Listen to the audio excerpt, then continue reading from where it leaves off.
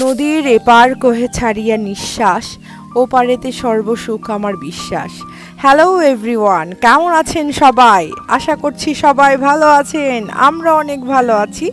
আজকে আমরা যাচ্ছি কিংসুক সোহারদের মামার বাড়ি।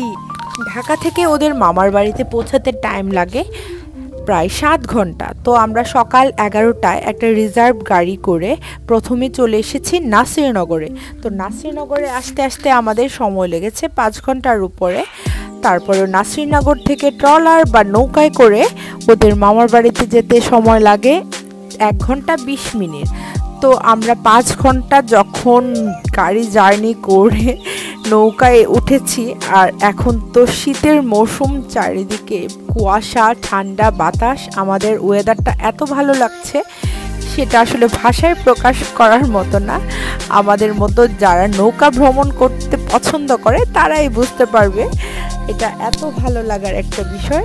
অনেক ভালো লাগছিল।